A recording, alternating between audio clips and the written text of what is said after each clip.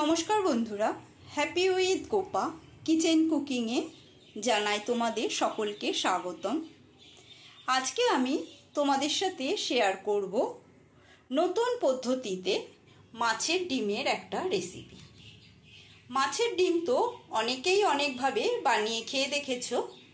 আমি কিভাবে বানাই রেসিপিটা প্রথম থেকে শেষ পর্যন্ত দেখার অনুরোধ রইল। মাছের ডিমের রেসিপিটা বানানোর জন্য এখানে আমি 150 গ্রাম মতো রুই মাছের ডিম নিয়েছি। ডিমটা ভালো করে একটু উষ্ণ গরম জল দিয়ে ধুয়ে নিয়েছি। ধুয়ে পরিষ্কার করে জল ঝরিয়ে রেখেছি। নিয়েছি মসুর ডাল, ডুমডুম করে কেটে নেওয়া আলু, কাঁচা লঙ্কা কুচি, পেঁয়াজ কুচি আর আদা রসুন কুচি। চলো রেসিপিটা তাহলে শুরু করা যাক। এখানে আমি 100 গ্রাম মতো মসুর ডাল আধ ঘন্টা আগে ভিজিয়ে রেখেছি।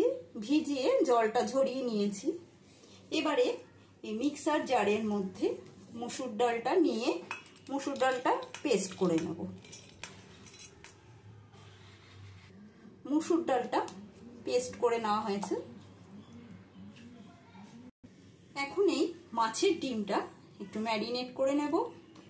এর মধ্যে দিয়ে দেবো ভিনিগার, সামান্য ভিনিগার দিয়ে দিচ্ছি। তোমাদের কাছে লেবুর রস থাকলে লেবুর রস ব্যবহার করতে পারো।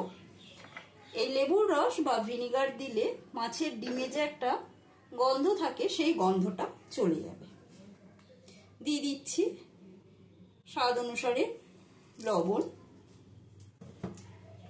দিয়ে দেব হলুদের গুঁড়ো, দিয়ে দিচ্ছি কুচিয়ে নেওয়া পেঁয়াজ, দিয়ে দেবো আদা আর রসুনের কুচি, দেব কাঁচা লঙ্কা কুচি। ঝালটা নিজেদের পরিমাণ বুঝে ব্যবহার করবে। আর দিয়ে দিচ্ছি বেটে নেওয়া মসুর ডালটা।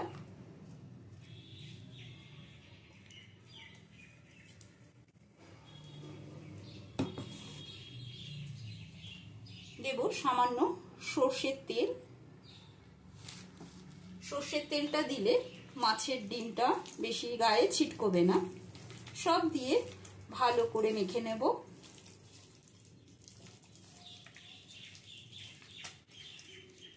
মেখে 5 মিনিটের জন্য রেখে দিতে হবে। ঢাকাটা বন্ধ করে রেখে দিচ্ছি।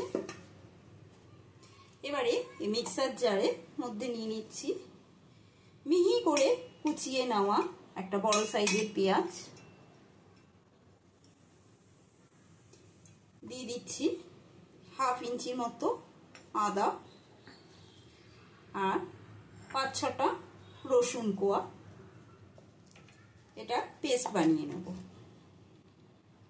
পেঁয়াজের পেস্টটা নামিয়ে নিয়েছি। আবারও মিক্সার জারের মধ্যে দিয়ে দিচ্ছি একটা টমেটো 4 ফালি করে কেটে নিয়েছি। টমেটোটা দিয়ে দিলাম। আর দিয়ে দিচ্ছি 4টে কাঁচা লঙ্কা। ঝালটা নিজেদের পরিমাণ বুঝে ব্যবহার করবে। এটারও পেস্ট বানিয়ে নেব।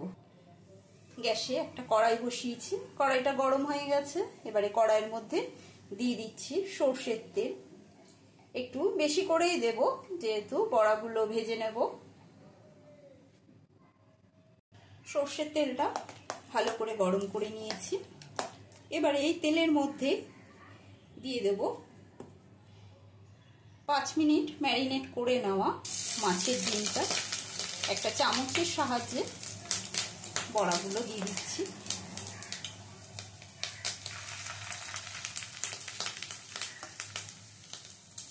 আমি ঠিক যেমনভাবে তোমাদের বানাচ্ছি এরকমভাবে বাড়িতে বানিয়ে গরম ভাতের সাথে বা রুটি পোলাওয়ের সাথে খেয়ে দেখবে দারুণ লাগে।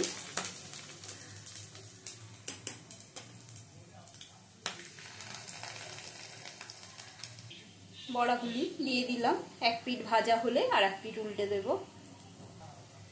মাছের ডিমের বড়াগুলো লালচে করে ভেজে নিয়েছি। এপিঠ ওপিঠ করে এবার তুলে নিই।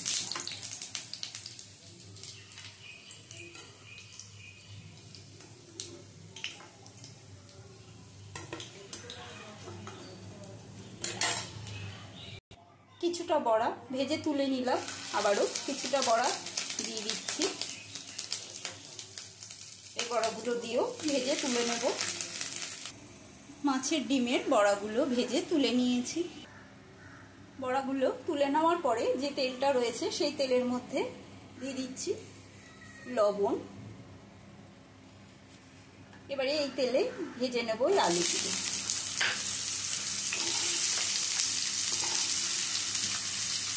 দিয়ে দেবো সামান্য হলুদ গুঁড়ো।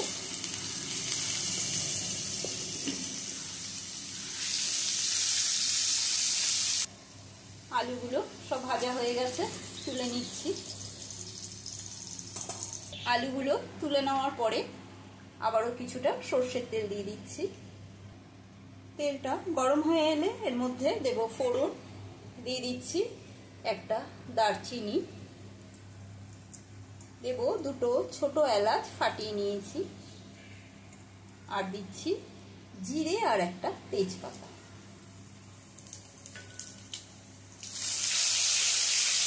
ফোড়নটা থেকে সুন্দর গন্ধ বেরিয়েছে। এবারে এর মধ্যে দিয়ে দেব, প্রথমে দিয়ে দিচ্ছি লবণ, আর দিয়ে দেবো টমেটো কাঁচা লঙ্কা পেস্টটা আগে দিয়ে দিচ্ছি। টমেটো আর কাঁচা লঙ্কা পেস্ট আগে দিয়ে একটু কাঁচা গন্ধটা চলে যাওয়া পর্যন্ত নেড়ে চেড়ে নেব। টমেটো আর কাঁচা লঙ্কার কাঁচা গন্ধটা চলে গেলে এবারে এর মধ্যে দিয়ে দেব আদা রসুন পেঁয়াজের পেস্ট। আদা রসুন পেঁয়াজের পেস্টটাও ভালো করে মিনিট 2-3 ধরে ভেজে নেব। পেঁয়াজের যে রসটা রয়েছে সেই রসটা শুকিয়ে যাওয়া পর্যন্ত এটা নাড়াচাড়া করে নিতে হবে। গ্যাসের স্টিমটা লো টু মিডিয়ামে রেখেছি। আদা রসুন পেঁয়াজের কাঁচা গন্ধটা চলে গেছে। এবারে এর মধ্যে দিয়ে দিচ্ছি কিছুটা কাশ্মীরি লঙ্কার গুঁড়ো, দিয়ে দেব হাফ চামচ মতো জিরে গুঁড়ো, স্বাদ অনুসারে লবণ, আর দিয়ে দিচ্ছি হলুদ। কিছুটা হলুদ জলে গুলে রেখেছিলাম, হলুদটা দিয়ে দিলাম। সব দিয়ে মশলাটা ভালো করে কষিয়ে নেব 3-4 মিনিট ধরে লো টু মিডিয়াম স্টিমে। দিয়ে দেবো একটু মশলার বাটি ধোয়া জল।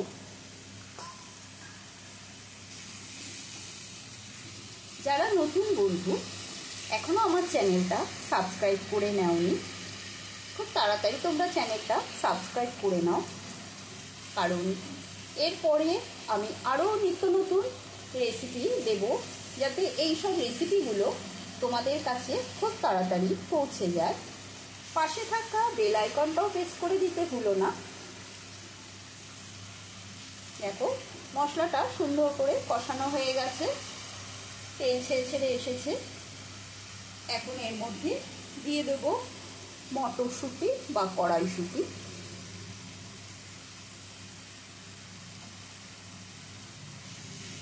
মটরশুঁটিটা দিয়ে ভালো করে কষিয়ে নিচ্ছি।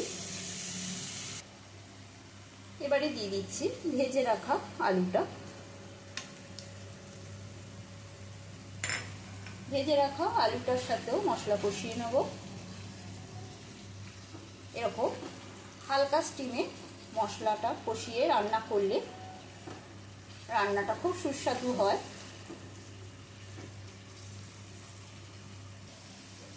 এবারে দিয়ে দিচ্ছি হাফ চামচ মতো চিনি।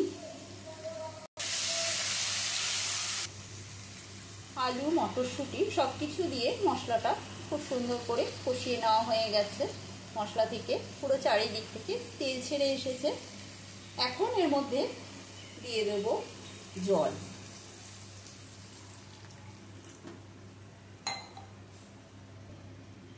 আমি এখানে 1.5 গ্লাস মতো জল ব্যবহার করলাম। যেহেতু বড়া দেব, বড়া অনেকটাই ঝোল টেনে নেবে।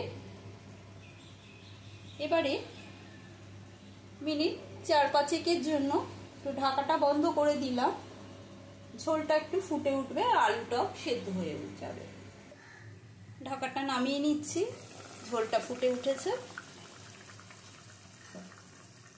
এখন দিয়ে দেবো এর মধ্যে ভেজে রাখা বড়াগুলো। সবকটা বড়া ঝোলের মধ্যে দিয়ে দিয়েছি। এবারে আবারও 2 মিনিটের মতন ঢাকা দিয়ে দিলাম। বড়াগুলো ঝোলের মধ্যে ফুটে উঠুক। 3 মিনিট বাদে ঢাকাটা আবারও নামিয়ে নিচ্ছি। ওয়াও, খুব সুন্দর কিন্তু একটা গন্ধ বেরিয়েছে। এবারে এর মধ্যে দিয়ে দিচ্ছি 1/2 চামচ মতো গরম মশলার গুঁড়ো। গরম মশলার গুঁড়ো দিয়ে ভালো করে নেড়ে চেড়ে নিয়ে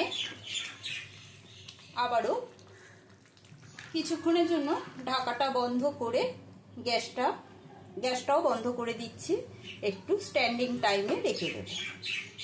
তোমাদের সাথে খুব সুন্দর একটা রেসিপি শেয়ার করলাম।